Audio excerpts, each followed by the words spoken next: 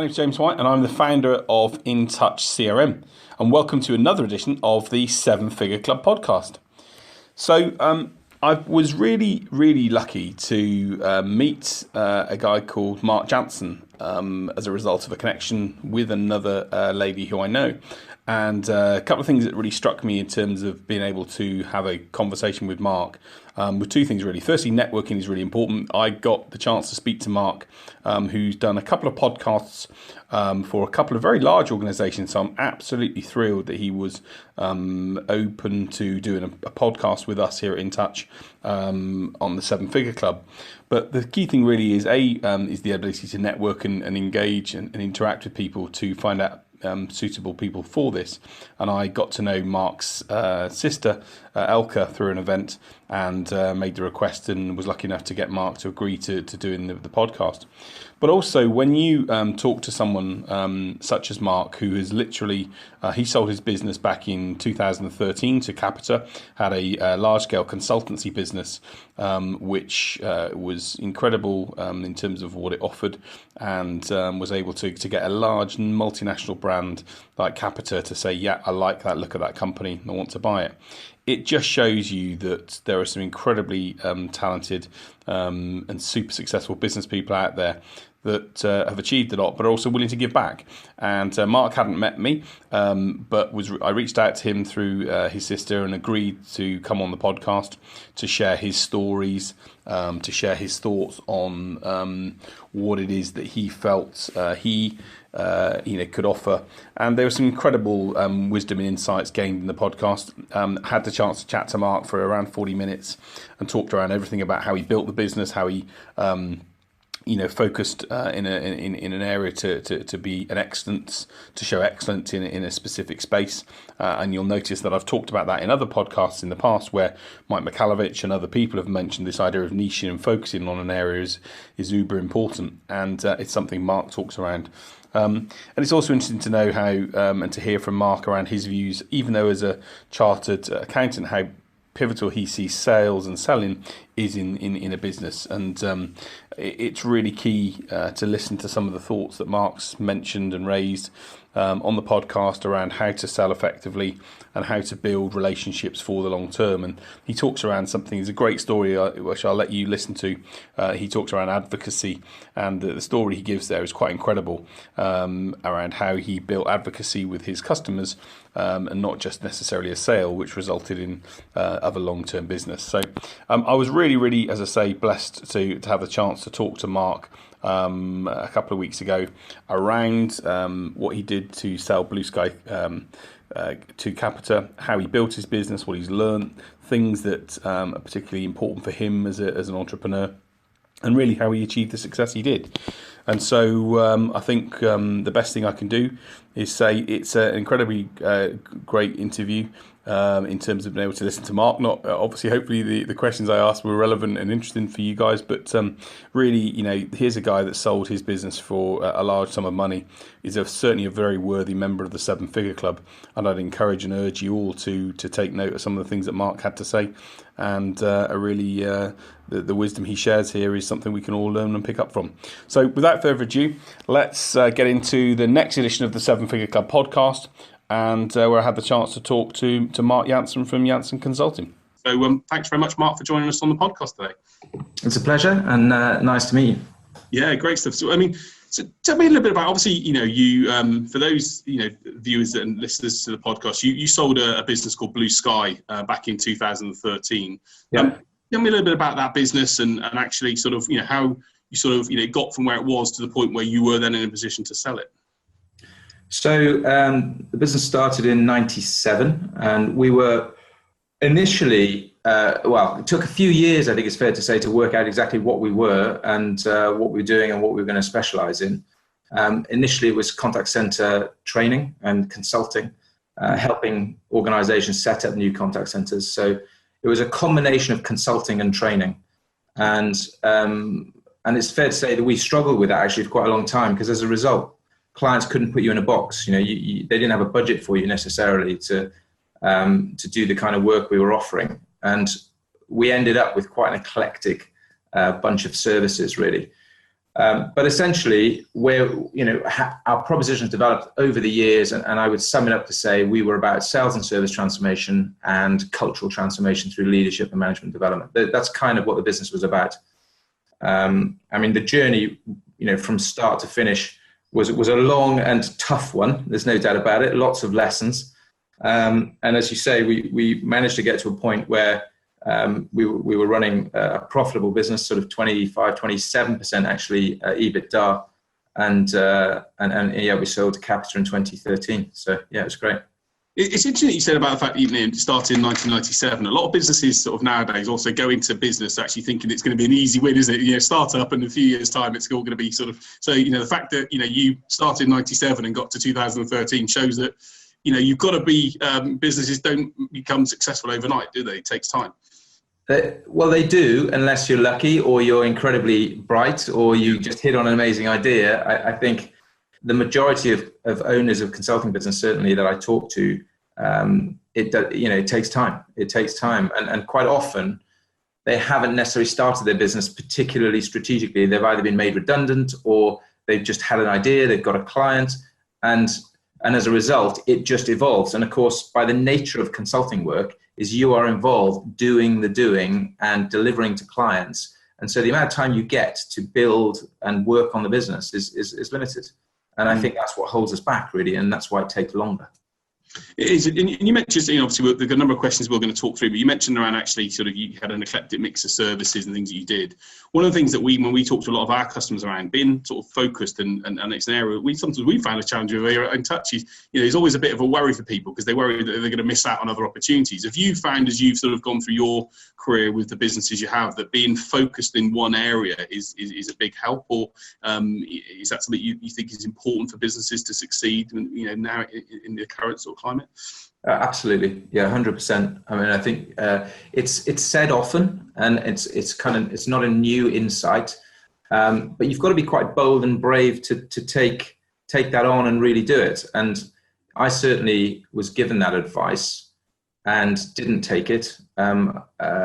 Was too scared that I was going to miss out on. I had some good profitable revenue streams, and I didn't really want to kiss them goodbye and just focus on one thing. Knowing what I know now, then I should have taken that risk, really. And in my new business, that's absolutely what I'm doing. So, I think it makes so much sense on so many levels, because if you focus on one primary service offering, then it makes selling easier, it makes marketing easier, it makes delivery easier. You build a team of people that are all connected and engaged in the same thing, rather than having one guy who does this and one guy who does that and a few guys that do that, and they don't really connect because they've got different interests and different propositions that they're working on. So it goes against the sort of entrepreneurial, creative, focused, variety, which we all thrive on. But ultimately, if you want to build a business and maximize your equity value, then it's kind of number one lesson in my book.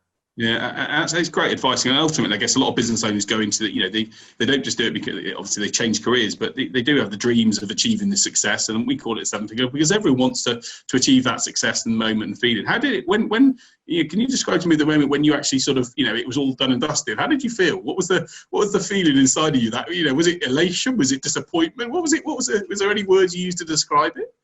So there were a few stages, as you can imagine, and different emotions associated with those different stages. I think the elation came at the moment that I received the first offer for the business.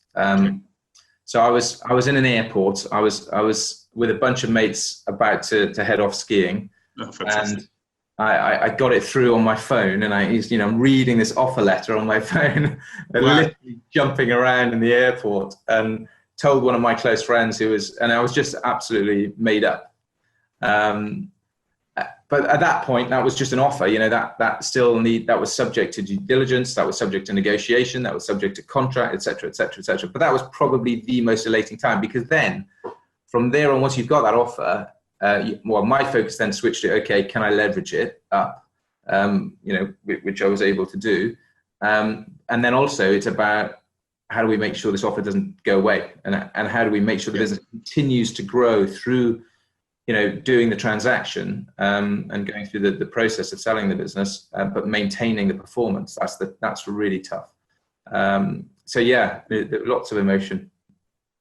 Yeah, I can imagine. Well, I've talked to a few people that have been in that position like yourself, and they say they go through this mixture, but all of them sort of seem to have that yeehaw feeling that sort of when it happens. So, did you? And I should ask the question. Well, did you buy champagne on the flight? Was it a case that you were going to go and enjoy some time with the guys, or did you sort of be careful and say, right, I won't do anything until it sort of comes through? No,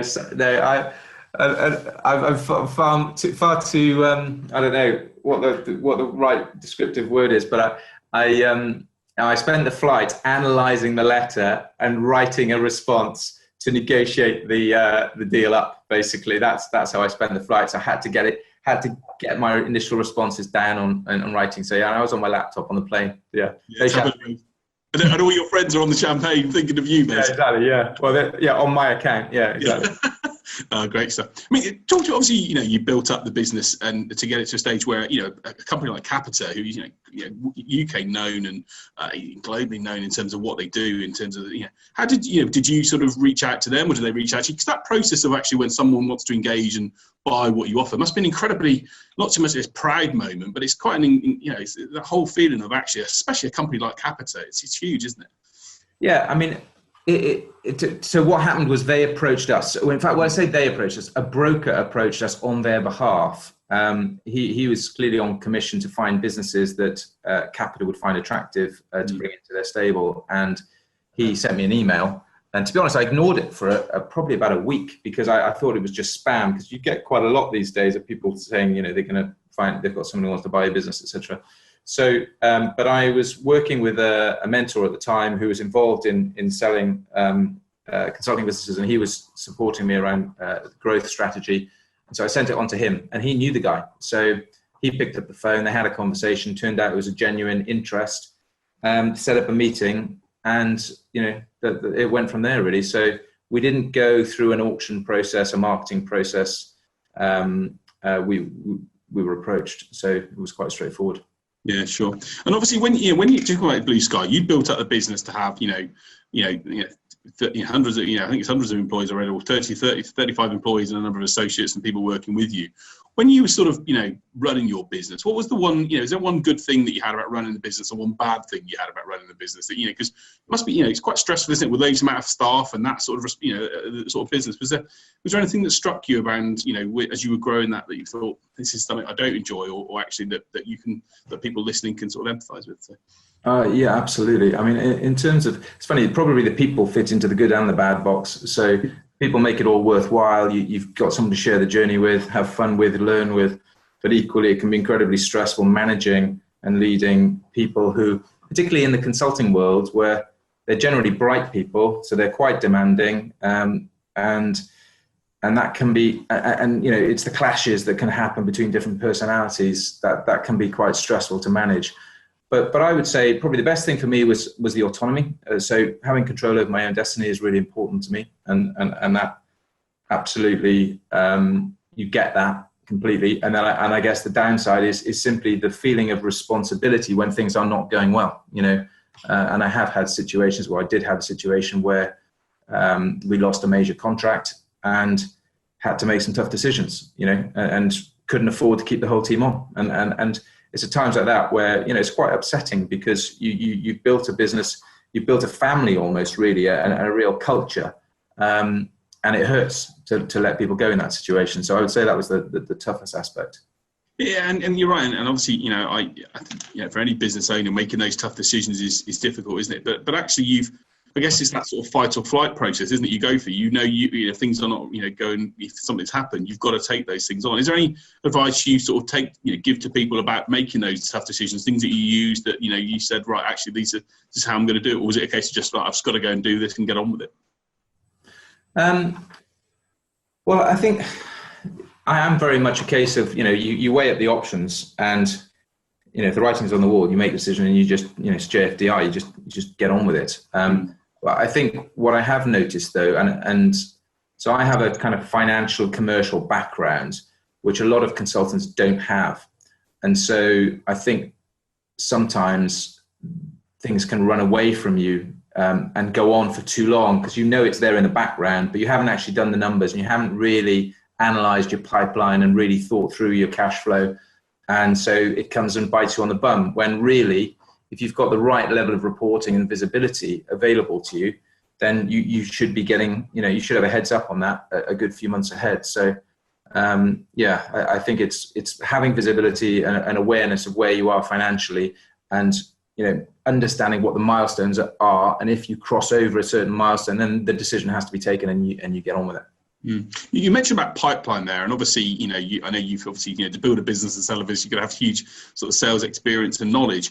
In your experience, when you talk to lots of different businesses, I'm guessing a lot of people want you to mentor them and help them and drive their business forward. Now, is pipeline management, and I know this from a sort of CRM perspective, I find a lot of small businesses aren't very good at that element. They're not very good at sort of knowing where their business is going to be, and you sort of talk to them about numbers and targets. Is that what your experience of a lot of sort of companies that you engage with as well? Yeah, I find it amazing actually, because I don't understand how you survive and how you make decisions without it. Because we had a weekly pipeline report, and all the account managers, the salespeople, the delivery people would feed into updating the latest position on the accounts, because it's incredibly dynamic and changing as clients change their mind on a daily basis. Sure. But in order to make decisions, whether that's employment decisions, investment decisions, product development, whether you're going to qualify a deal in or out, having an awareness of where you are, financially from your pipeline is fundamental in my book. But you're right, it seems to be lacking.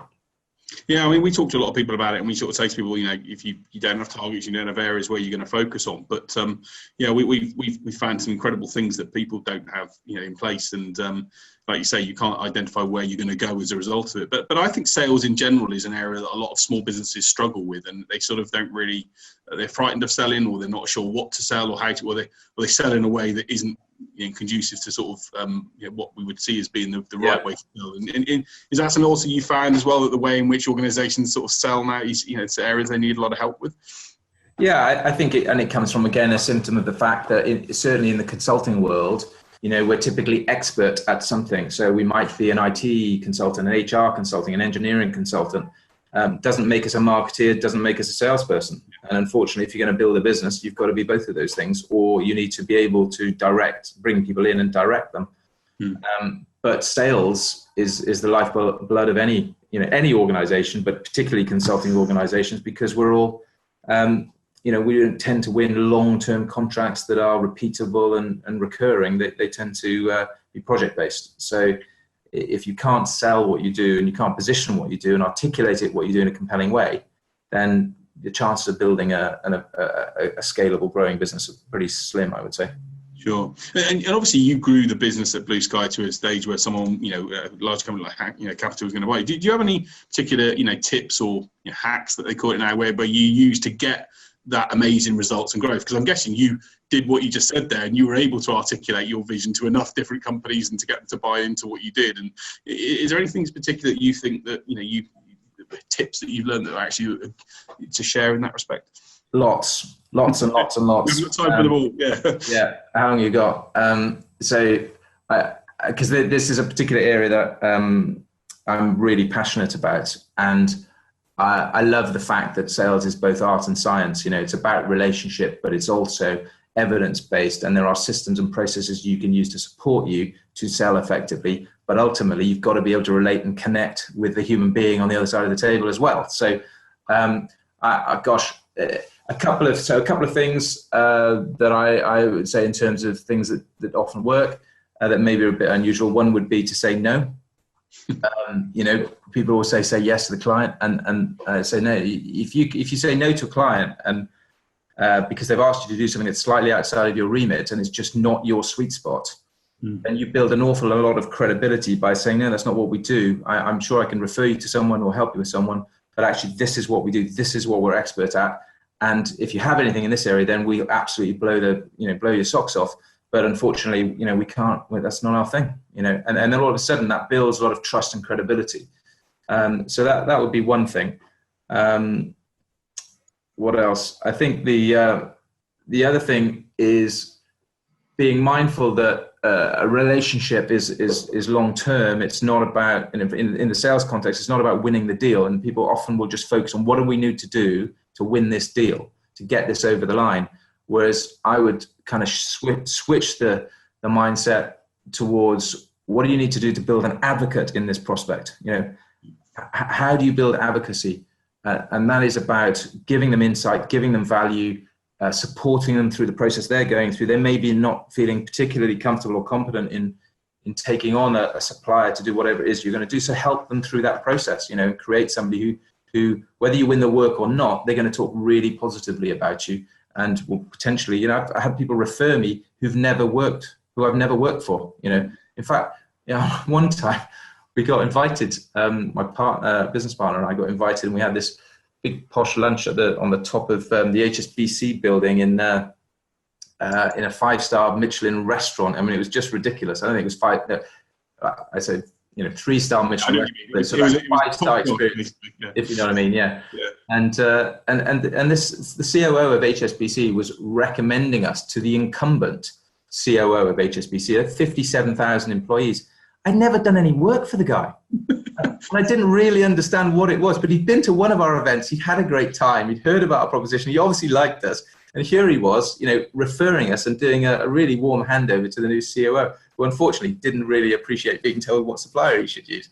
So it didn't really work, but it was, it's amazing what people will do. And that feeling that you get of and I talk to people. I mean, one of the things that I'm doing is I'm writing a book called The Conversion Train. Sales is my passion, and with systems, and I when you get those type of referrals, those type of engagement, it's a great feeling, isn't it? Because actually, you just I call it the Serena moment. I use a picture of Serena Williams when she's sort of like in Wimbledon, she wins and she's got that sort of. You want to sort of stay still in your chair, but you can't because you're sort of inside you going mad, aren't they? So you wait till you get out of the building before you can actually celebrate. Yeah, exactly. But sales, you talk about sales and actually that engagement, the art and the science of the decision. Decision making is difficult in sales. A lot of people sometimes make the wrong calls in the wrong areas. Is there anything you've done that you think, well, actually, it's about being able to, knowing the scenarios and the things that you've done, whereby you've thought, actually, no, I've had to sort of take a step back and do something differently. Is there something you were going to do, or more case that you've just thought, actually, if I do something differently here, I'll get a better result? Is there anything? Because a lot of the time when we talk to people, they rushed headlong into things, and sometimes I always think actually sales sometimes is better at stepping back and actually checking the whole parameter of where you are rather than making rash decisions. So do you mean being in the sales process? Yes. So you've got a tender or you've got an opportunity, and so I think the absolutely the fundamentally, and we always talk about doing the work, doing the thinking work first at the top of the funnel. It's a bit like the sales funnel. Do the strategic thinking, and really the key thing, actually, what I find that people don't do is put themselves in the shoes of the customer. So really get inside their business, their head. What is it they want? And it's that age-old thing of, okay, we've got various service offerings we want to sell to them, but actually, what do they want? And maybe what we've got isn't what they want. And if it is, have the conversation. Be honest. I mean, we won a global sales training program across 27 countries. And during that sales process, I told the client that we did not have global capability. I told them we would build it. Now, a lot of people would have said, we've got it, or we've certainly got more that, make out as though they've got more than they actually had. But I decided to go down the honest, authentic kind of route, and it worked. And we won a global sales program. And I just don't think we would have won it otherwise. And it's amazing, you talked about, being at the COO level at a bank like HSBC, C level. I mean, a lot of people worry about selling at that level, don't they, and engaging at that level, even though they're talking to people in the same way as me and you. They worry about it. And is there anything you've sort of, obviously engaged in at that sort of, incredibly senior level of, a tip you can give to people that says, to not to worry about it? Because people do, don't they? They're panicking, they're worried about saying the wrong thing or doing the wrong thing. You've shown that by the guy that recommended you, it's you were natural and normal by the sounds of things. So. I'd be lying if I said I wasn't nervous in that situation. I'm less so now. I mean, I don't remember the last time I was nervous, but certainly then, absolutely, I'd be nervous for a senior pitch. I think so. To combat that, my key recommendations would be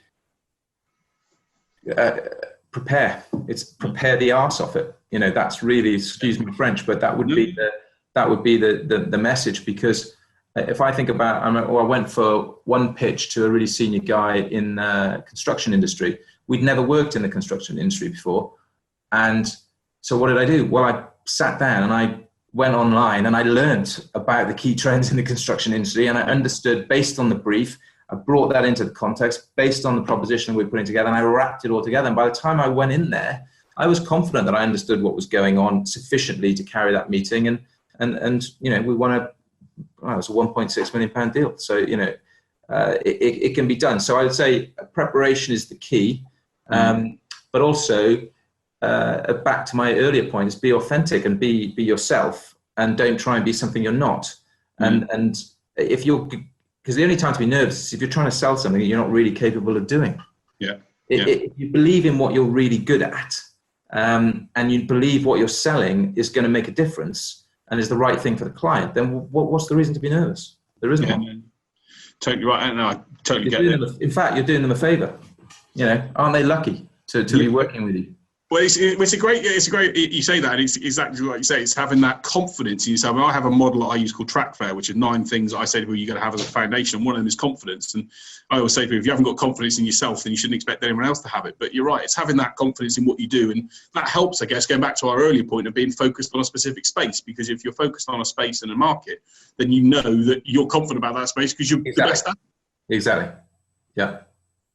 Yeah. So, obviously, when you built the business, there were elements around actually things that you did and what you've achieved. In terms of, you know, bringing the right type of expertise, because obviously, you know, no one can build a business nowadays without bringing the right type of people in. Is there anything you've sort of done, you know, again, advice and thoughts on, you know, how to build a business, to hire people in, you know, to bring the right type of people in that you've served you well over your career? I would say a couple of things on that. I think the best way to hire people is through referral and network. And sorry for all the recruitment consultants out there, but in the majority of cases, people who you get through your network stay longer. They get a genuine insight into what your business is like through their contact. And so I would say, and so therefore, working back from that, if you want to create an environment where you're getting lots of referrals and connections, it's to create a culture where your people respect you as a leader and will advocate you as a leader. And so, you know, if my staff are going out and say, Christ, you should come and work at Blue Sky, you know, you come and work for Marc, he's great. People go, oh, right, okay, that's really nice to hear, because you don't hear that about a lot of employers. So if you can create that culture internally where people are out there advocating, then you're going to build your network. So that's, I would say bringing in senior people is really difficult. I've done it successfully a couple of times, but unsuccessfully probably more often. And so the art is really to grow your own. I think it's to bring in people that you see have the potential to adopt your ways and your methodologies and to really learn. And I think if there's probably one thing that I look for in taking someone on is a desire and a passion and a real appetite to learn. And if they have that and they can demonstrate that, then, you know, the world's their oyster really, and they have huge potential. But there are so many people, particularly, and that's the issue with senior people. They often come in, they think they know it all. They think they've got the stripes. They want to imprint their way of doing things, and don't listen and don't learn. And I can't work with those kinds of people. No, you're right. I always use that. You know, here we're a much smaller company. I always say I can teach skills, but I can't teach attitude. So I always think it's an interesting thing in that respect. And you know, you mentioned around actually, you know, your staff and the team that you built and this family. I mean, how did they? Obviously, when you sell a business as well, though, I guess the implications for them is. I mean, I've talked to a couple of other founders who have gone through that process, who felt that was one of their downsides to actually selling, because they actually. Not so much worried about the impact, but that letting go of something that was their baby, for want of a better phrase, but also that they had a few members of staff that maybe didn't feel quite the same way about the sale process as they did. Was that something you found when you sold Blue Sky, or was that not an issue for you guys? I think it's always an issue. I think and communication, timely communication, and honest communication is kind of the route out of it. I'm pleased to say that pretty much no one has left Blue Sky in the last, so not even since so one or two people left when we actually sold to Capita. Then they stayed on the journey, but they had the reassurance of me being there. And then when I handed over to my colleague who'd been with me 7 years, since then, when I've been gone, 18 months, 2 years now, and hardly anyone has left. So it can be done. And Capita is a very different beast and a very different business to a boutique consultancy that we built with its own brand. So there were absolutely all the risks associated with it. I think the key is when you negotiate the deal is you want to protect the business. So we retained our brand, we retained our offices, we retained empowerment and control over key decisions. That's all really important. So I'm trying to think, what was the other thing that you... No, I was just mentioning about how they felt about it in terms of actually what they were thinking. Yeah. But in your case, because as I say, it's that element of change. And when you left Blue Sky, obviously, was there an element for you personally? Because obviously you built this for 16 years. You built, a number of years been involved in the business. Was there any elements of you that were like sad as a result of sort of leaving, or were you sort of like, no, I've done this, and it felt like the right time for you when you moved on and then to do other things? So that for me, that was a real positive of the earnout. So I had a 27-month earnout. So that was more than enough time for me to process the emotion around my departure. And so, I started handing over my role sort of 6 months before leaving. And by the time the date came along, I was absolutely ready.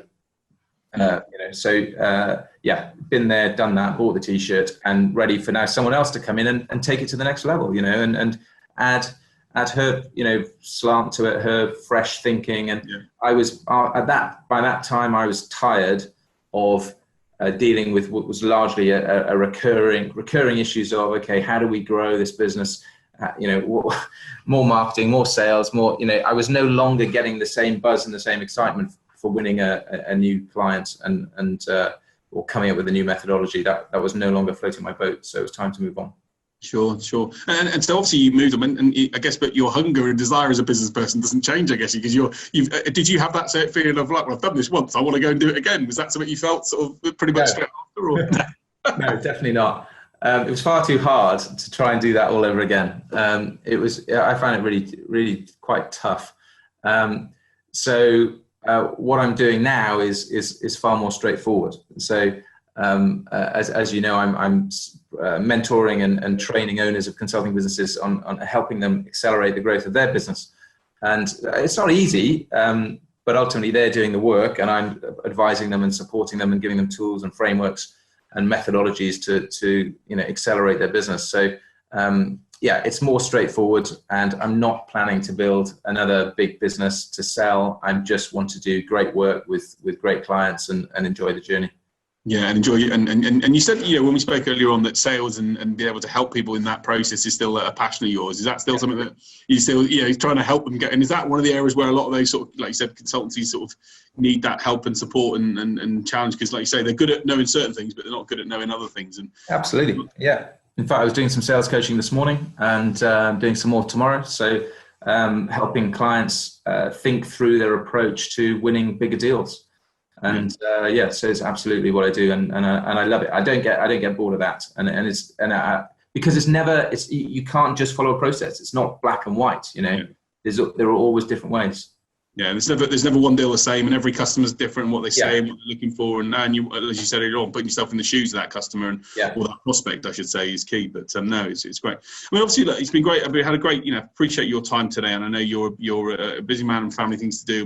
Just one thing, finally, from my perspective, if you could go sort of back in time and sort of give yourself one piece of advice, is there anything that you would do differently, or do you would think that would be something I'd think about and look at? Lots of things I would do differently.